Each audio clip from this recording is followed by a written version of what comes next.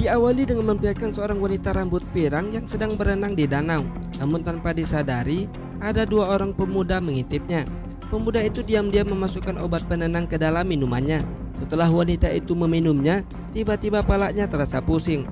Wanita itu terus berjalan dalam keadaan oleng. Setibanya di kamar, pemuda itu sudah menunggunya. Ketika mereka bersiap-siap untuk mengengkolnya, tiba-tiba wanita itu kejang-kejang padahal belum diapa-apain. Tubuhnya terlihat menakutkan seperti orang yang sedang keracunan, dan seketika dia pun meninggoy. Para pemuda itu ketakutan dan pergi meninggalkan tempat itu. Hasil penyelidikan menunjukkan wanita itu adalah seorang artis Hollywood yang sedang berkunjung di India. Dari hasil otopsi, polisi menemukan dua cairan di tubuhnya. Yang satunya obat bius, sedangkan yang satunya lagi cairan misterius yang belum diketahui jenis maupun asal usulnya. Kemudian Sin dialihkan kepada perempuan yang bernama Yasoda. Ia mengikuti program ibu pengganti ilegal yang direkomendasikan oleh dokter tersebut. तुम्हें पैसों की जरूरत है, उनको बच्चे की जरूरत है. ऊपर से Setibanya di rumah, ia pun mengemas pakaiannya. Tidak lama kemudian, datanglah seorang laki-laki membawa tas. Setelah diperiksa, ternyata tas itu berisi uang yang sangat banyak. Sebelum pergi, Yasoda meminta sepupunya untuk menyimpan uang itu. Kemudian Yasoda masuk ke dalam mobil. Lalu sopir itu memberikan obat. Yasoda bertanya untuk apa obat itu. Sopirnya mengatakan tidak boleh ada pertanyaan. Jika tidak mau, Yasoda boleh turun dari mobil. Dengan sedikit ragu, dia pun meminumnya dan beberapa saat kemudian dia langsung terbaring pingsan. Setelah sadar, Yasoda kaget. Ia sudah berada di ruangan yang dilengkapi dengan fasilitas yang mewah. Dia juga menyadari pada tangan kanannya ada sebuah gelang barcode sebagai tanda keanggotaannya. Lalu dia melihat pemandangan yang indah di luar jendela. Ketika ingin menangkap merpati itu, tiba-tiba seorang wanita menghentikannya dan mengatakan Yasoda tidak akan bisa menangkapnya. Wanita itu bernama Madu.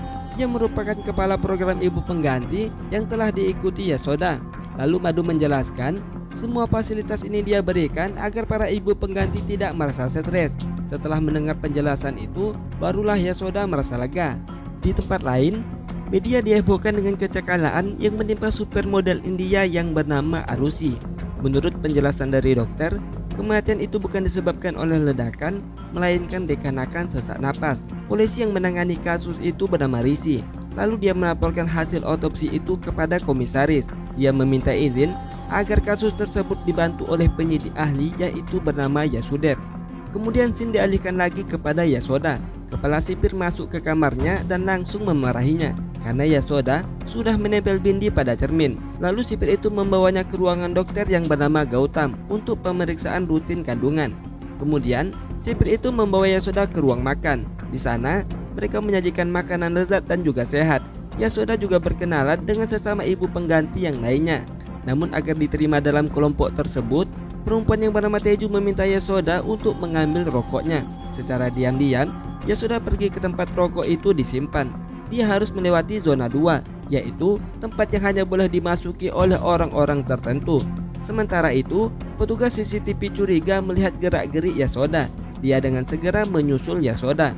Ketika petugas itu ingin menghentikannya, muncullah Dr. Gautam sehingga petugas itu pergi dari sana. Lalu Dr. Gautam menjelaskan zona 2 adalah zona terlarang. Yasoda dengan cepat mencari alasan. Dia mengatakan ingin mengambil tasnya tapi malah nyasar. किसी ने देख लिया तो मुश्किल हो जाएगी. चलो.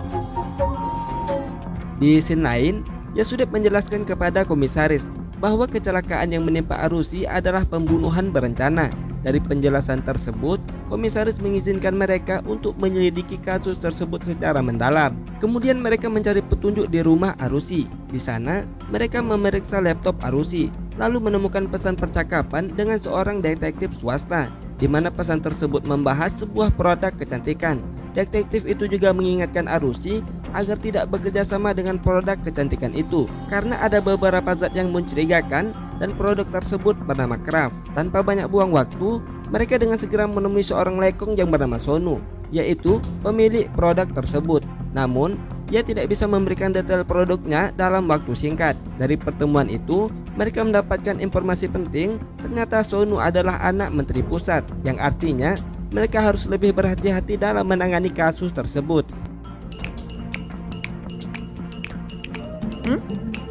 scene dialihkan lagi kepada Yasoda. Di sana dia berhasil mengambil rokok Teju. Setelah itu mereka pun menjadi akrab. Di samping itu, kepala sipir sedang pusing karena ponselnya hilang. Lalu datanglah Yasoda yang berpura-pura menanyakan balsem. Ketika sipir itu lengah, dia dengan cepat menyelipkan ponsel itu di antara buku-buku yang ada di atas meja. Namun tanpa disadari, salah satu temannya melihat aksi Yasoda. Lalu Yasoda menjelaskan kepadanya, itu adalah balasan karena sudah berani mencari masalah dengannya. Singkat cerita, Yasudep beserta timnya berhasil menemukan kediaman detektif yang bekerja dengan Arushi. Namun, detektif itu sudah tewas keracunan.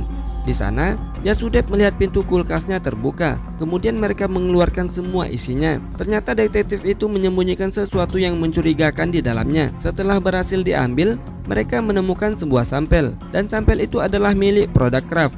Lalu, mereka memberikan sampel itu kepada petugas forensik. Setelah diteliti, petugas itu langsung menghubungi Rishi. Dia mengatakan cairan yang ditemukan pada tubuh Olivia sama persis dengan sampel yang mereka berikan. Ketika petugas itu melanjutkan penelitiannya, tiba-tiba ada yang menyerangnya dari belakang sehingga dia meninggoy. Di sisi lain, walaupun sudah dilarang bu sipir, Yasoda masih tetap menempelkan bindinya pada cermin. Ketika berada di ruang makan, salah satu perut temannya yang bernama Kajol tiba-tiba kesakitan. Kemungkinan dia sudah ingin melahirkan. Para perawat dengan segera membawa Kajol ke ruangan khusus. 2 hari setelah itu Madu memberitahu janin Kajol tidak bisa diselamatkan dan setelah operasi mereka menyuruhnya pulang. Kejadian tersebut tentu membuat mereka menjadi takut sekaligus penasaran apa yang sebenarnya terjadi pada Kajol. Tidak mungkin dia langsung pulang tanpa berpamitan kepada mereka. Di kamar, Yasoda masih terus memikirkan kejanggalan-kejanggalan mengenai kepulangan Kajol. Tidak lama kemudian, kepalanya pusing dan langsung terbaring pingsan.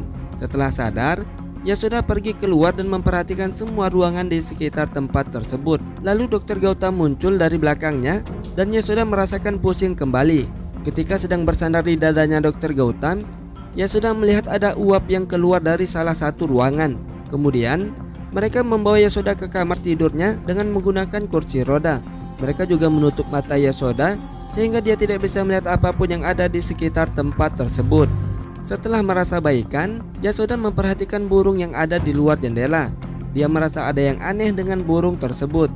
Karena dipikir-pikir, burung itu tidak pernah pergi dari sana. Dan anehnya lagi, pergerakan burung itu sangat janggal. Lalu Yasoda membuka jendela untuk memastikan apa sebenarnya yang sedang dia lihat. Setelah membongkar jendela, dia mencoba meraih burung itu. Namun burung itu sama sekali tidak merasa takut. Dia terus menggapainya sehingga tangannya merasa ada sebuah dinding yang menghalanginya.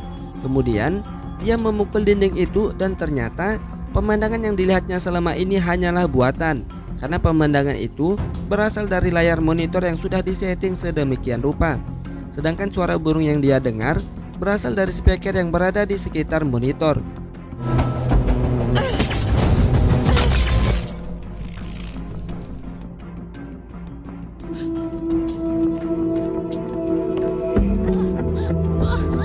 Setelah itu, Yasoda pergi keluar untuk melihat keadaan Lila. Akan tetapi, mereka tidak boleh memasuki zona 2. Yasoda sangat khawatir akan keselamatan Lila. Namun dia tidak memberitahu siapapun mengenai pemandangan buatan itu.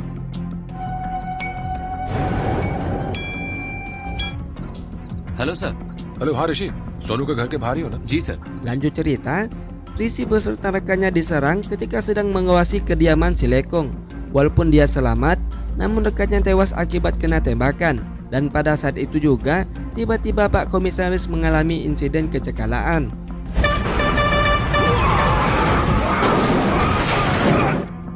Lalu Yasudep beserta timnya menjenguk komisaris. Di sana, mereka mendapat informasi baru mengenai krim kecantikan itu. Pak Komisaris memberitahu, menurut data yang berhasil dia peroleh dari CBI, selain Olivia, ada 122 perempuan kaya berasal dari luar negeri yang menjadi pelanggan tetap produk krim kecantikan itu. Mereka akan melakukan kunjungan rutin 2 kali dalam setahun. Yang akan berkunjung berikutnya adalah wanita yang berasal dari Italia, yaitu bernama Elena. Kemudian mereka mengawasi pergerakan Elena. Di persimpangan, Elena turun dari taksi dan memasuki mobil yang sudah dikhususkan untuk menjemputnya. Namun mereka tidak menyadari jika penjual air kelapa muda itu adalah seorang mata-mata. Dia menginformasikan kepada yang lainnya bahwa mobil Elena sedang diikuti. Sementara itu, mereka terus mengikuti Elena hingga sampai di sebuah hutan. Di sana mereka kehilangan jejak Elena, dan pada saat itu juga sekelompok penjahat berperut buncit menangkap mereka dan menyita semua ponsel. Lalu Yasudep dan timnya dikurung di sebuah gedung dan dijaga ketat oleh penjahat tersebut. Di sisi lain, Yasoda memperhatikan bindi-bindi yang sudah dia susun pada cermin. Sedangkan ID card yang ada di tangannya merupakan ID card milik Dr. Gautam yang berhasil dia curi pada scene sebelumnya. Ternyata Yasoda punya tujuan lain ke tempat tersebut. Entah apa yang dia rencanakan. Yang jelas Yasoda masuk ke dalam zona 2 menggunakan tanda pengenal milik Dr. Gautam. Lalu dia melihat para perawat membawa tubuh Lila ke dalam ruangan operasi. Di sini dia menjadi semakin curiga, yang mana sebelumnya Madu mengatakan bahwa Laila sudah diantar pulang. Ketika ingin memasuki ruangan tersebut, tiba-tiba Janu menghentikannya. Yasoda merasa heran, kenapa Janu juga berada di tempat itu. Ternyata Janu pura-pura hamil karena dia adalah mata-mata di tempat tersebut. Kemudian Janu membawa Yasoda ke gudang dan berupaya untuk membunuhnya. Yasoda kesulitan menghadapi Janu karena perutnya terasa sakit. Ketika Yasoda terpojok, Janu mencoba menikamnya dengan gunting. Namun Yasoda berhasil membalikkan keadaan sehingga gunting itu menusuk paha Janu sendiri.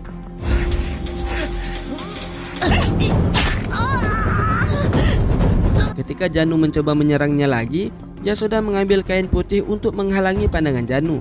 Lalu Janu terjatuh dan lehernya terkena pecahan kaca. Kemudian disusul dengan lemari yang jatuh ke tubuhnya sehingga dia tewas.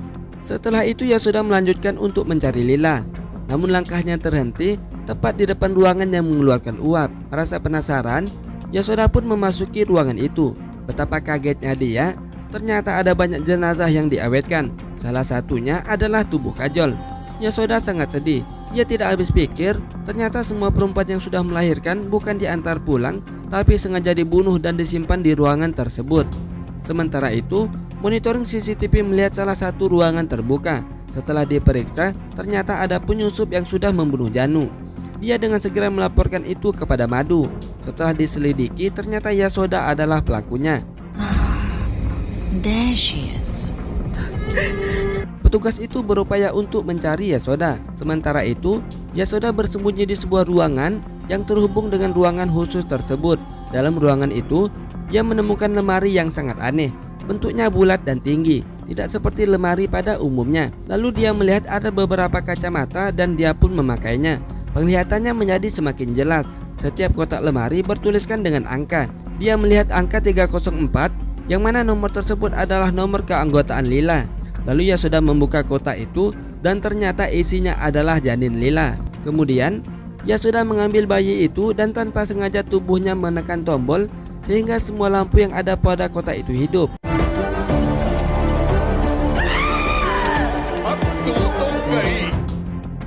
Setelah tertangkap, petugas itu mengikat tangan Yasoda. Petugas itu saknean melihat palak lututnya. Ketika dia mencoba untuk mengengkolnya, Yasoda dengan cepat menendang otongnya. Lalu Yasoda berhasil melepaskan ikatan pada tangannya. Namun petugas itu tidak membiarkannya pergi gitu saja. Dia menghempas tubuh Yasoda ke kaca. Walaupun sangat kesakitan, dia tidak menyerah. Yasoda menggenggam pecahan kaca dengan kuat, lalu menggunakannya untuk menyerang petugas itu bertubi-tubi. Hingga pada akhirnya Yasoda berhasil mengalahkan petugas itu dengan cara mengikat lehernya sampai tidak bisa bernapas. क्या हो क्या रहा है? मुझे कुछ नहीं पता. बताओ मुझे. सिर्फ मधु मैडम को ये सब कुछ पता है.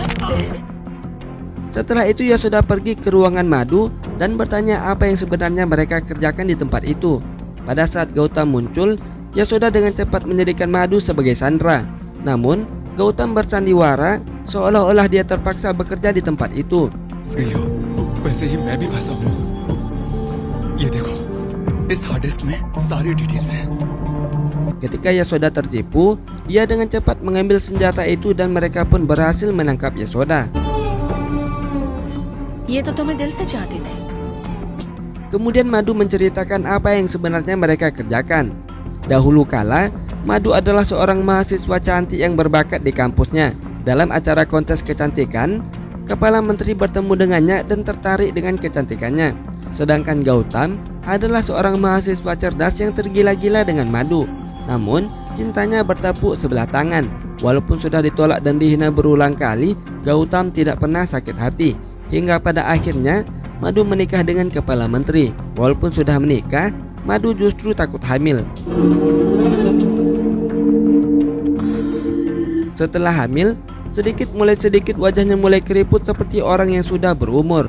Setelah diperiksa, ternyata dia terkena sindrom langka, yang mana kehamilan itu membuat tubuhnya menua lebih cepat. Madu merasa frustasi, ditambah lagi suaminya tidak mau bertemu dengannya setelah mengetahui dia tidak cantik lagi. मेरे सामने नहीं आनी चाहिए जी sir manage कर और अगर मुझसे मिलना चाहे तो मिलवाना नहीं सिर्फ बात करवाना. Pada saat itulah Gautam muncul dan memberikan harapan kepada Madu. Gautam yakin dia bisa mengembalikan kecantikan Madu. Namun sebelum itu mereka melakukan perjanjian. Jika dia berhasil, maka Madu harus hidup bersamanya. Singkat cerita, Gautam mulai melakukan eksperimen dan menjadikan Madu sebagai subjeknya. Walaupun sempat gagal, namun Gautam terus mencobanya hingga akhirnya eksperimen itu berhasil dan Madu kembali cantik lagi. Yes. ये देखो, अब तुम पहले से भी ज्यादा खूबसूरत लग रही हो. I must say. Ketika Gautam ingin memeluknya, tiba-tiba seseorang menyerangnya dari belakang.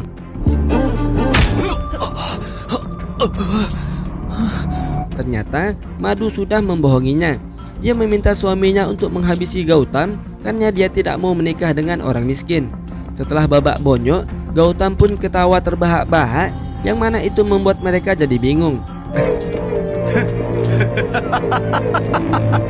इस खूबसूरती को कायम रखने के लिए तुम्हें हर 6 महीने में एक बूस्टर डोज लेनी होगी. Lalu Gautam mengatakan bahwa serum kecantikan itu tidak permanen tapi hanya bertahan 6 bulan. Jika ingin tetap cantik, maka setiap 6 bulan sekali Madu harus menggunakan obat itu kembali. Nah, sebagai kepala menteri rakus yang hanya mikirin urusan perut dan kepuasan bawah perut, beliau terpikirkan ide yang sangat brilian. Menurutnya, penemuan itu akan sia-sia jika hanya digunakan oleh Madu. Karena dari penemuan tersebut, mereka bisa menghasilkan uang yang berlimpah. Dikarenakan cinta gila, akhirnya Gautam menyetujui tawaran bisnis tersebut. Tujuan Gautam bukanlah ingin menjadi kaya, melainkan agar bisa terus berada di sisi Madu. Dalam. इस तरह हम तीनों ने मिलकर ये business start किया. मैं presentation start करती हूँ, तुम आकर ज्वाइन कर लेना. Lanjut cerita, Madu melakukan presentasi produk kecantikannya kepada para kliennya. Dalam percakapan itu, salah satu bertanya mengenai kejadian aneh yang membuat Olivia tewas. Madu menegaskan, jika seseorang sudah menggunakan serum kecantikan itu, maka selama 48 jam ke depan tidak diperbolehkan mengkonsumsi obat lain. Kemudian, dia secara terbuka memberitahu semua kliennya bahwa bahan utama dari serum itu adalah janin manusia. Yasoda yang juga menyaksikan presentasi itu hanya bisa menangis setelah mengetahui kebiadaban tersebut. Lalu Madu mengatakan, semua janin itu dia dapat dari hasil peternakan janin yang sudah dia bangun selama ini. Mereka membuat program ibu pengganti palsu dan bekerja sama dengan beberapa rumah sakit. Setelah usia kandungan bisa dipanen, maka mereka akan mengambil janin itu dan mengembalikan mereka ke rumah masing-masing. Walaupun semua orang sudah mendengar kebiadaban tersebut, namun mereka sama sekali tidak mempermasalahkan itu. Karena orang-orang yang mendengar penjelasan tersebut hanyalah orang-orang rakus yang hanya memikirkan kenikmatan dunia. Kemudian Gautam menyadari bahwa Yasuda sudah berhasil kabur dari tempat itu. Di sisi lain, Yasuda dan timnya masih terkurung di gudang. Salah satu anggotanya bertanya kenapa mereka tidak mencoba kabur. Lalu Yasuda menjelaskan sebenarnya dari awal mereka sudah dijebak. Perempuan yang mereka ikuti hanyalah sebagai jebakan. Dari awal dia sudah menduga komisaris terlibat dengan kasus tersebut. Tidak lama kemudian datanglah Pak Komisaris. So my dear, thank you so much, Mr. Vasudev. मेरा काम आपने और आसान कर दिया. Ternyata dia juga dalang dibalik kematian Arusi. Dikarenakan Arusi telah mencurigai bisnis mereka, sampai-sampai menyewa detektif untuk mencari tahu rahasia dibalik krim kecantikan tersebut. Kemudian komisaris menghubungi menteri untuk melaporkan hasil pekerjaannya. Bukannya dikasih A+, menteri justru memarahinya karena menghubungi untuk hal yang tidak penting. Lalu Yasuda berterima kasih kepada komisaris karena sudah menunjukkan siapa bos yang sebenarnya. Intelligent man, Mr. Vasudev. अब तो मरने वाले, क्या करोगे? Setelah itu, komisaris mendapat panggilan dari Gautam yang mana Gautam memintanya untuk segera membunuh mereka.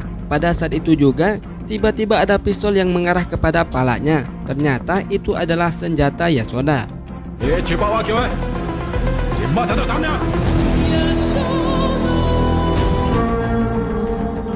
She is a well-trained police. Yasudep mengatakan bahwa sebenarnya Yasoda adalah wanita hebat yang sangat berbakat ketika mengikuti seleksi kepolisian, dan Yasudep merupakan penguji seleksi pada waktu itu. Lalu Yasudep menjelaskan, sebelum resmi menjadi anggota polisi, Yasoda sudah lebih dulu membatalkan niatnya karena ada petinggi yang menambahkan persyaratan uang administrasi. Jika tidak sanggup membayarnya, maka Yasoda harus bersedia melayaninya. Itulah sebabnya Yasoda mengurungkan niatnya untuk jadi polisi. Namun yang jadi permasalahannya, adik Yasoda yang bernama Brinda mengetahui hal itu. Entah dari mana dia mendapatkan uang, yang jelas dia meninggalkan uang yang banyak sebelum hilang tanpa jejak. Dia meminta Yasoda agar mempergunakan duit itu untuk menyogok polisi. Kemudian Yasoda meminta bantuan Yasudep untuk mencari adiknya. Mereka mendapat informasi dari beberapa warga sekitar bahwa Brinda pernah mengunjungi rumah sakit pemerintah. Oleh karena itu, Yasudep beserta timnya melakukan penyelidikan terhadap rumah sakit tersebut, dan mereka menemukan beberapa perawat yang mencurigakan. Setelah diinterogasi, perawat itu mengaku tidak tahu di mana Brinda berada. Dia juga tidak tahu untuk siapa dia bekerja, karena tugasnya hanyalah mencari wanita miskin dan mengantarnya sampai ke agen. Please मुझे छोड़ दीजिए मैडम, मुझे और कुछ नहीं पता। Dari situasi tersebut, akhirnya Yasoda memutuskan untuk melakukan penyamaran dan bersedia hamil dengan pola yang sama, yaitu program ibu pengganti. तुम ही मुझ पर नजर नहीं रख रहे थे, बल्कि मैं भी यहाँ तुम पर नजर रख रही थी। Setelah mereka mengetahui hal itu, Yasoda mengatakan dari awal kedatangannya dia sudah lebih dulu mengawasi pergerakan mereka. Dia menempelkan bininya pada cermin sebagai peta untuk mempermudahnya mengingat lokasi penting di tempat tersebut. Kemudian Yasoda meminta mereka untuk membawanya menemui Brinda. Setelah memasuki zona 2, Gautam melakukan perlawanan sehingga Madu berhasil kabur.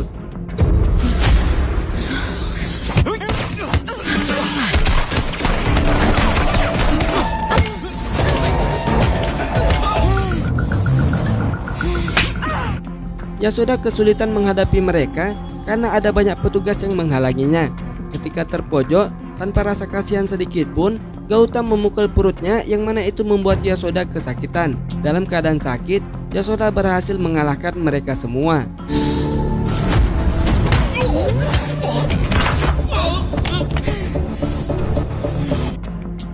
Di samping itu, Madu mengumpulkan semua perempuan di aula. Dia mencari tahu adakah yang tahu dengan Brinda, adik Yasoda. Namun dia tidak menyadari jika Yasoda juga berada di sana. Semua orang hanya terdiam. Mereka belum tahu apa yang sebenarnya terjadi. Lalu para petugas menghalanginya sehingga Madu punya kesempatan untuk kabur. Di samping itu, Yasoda dan teman-temannya berhasil membunuh komisaris beserta pasukannya.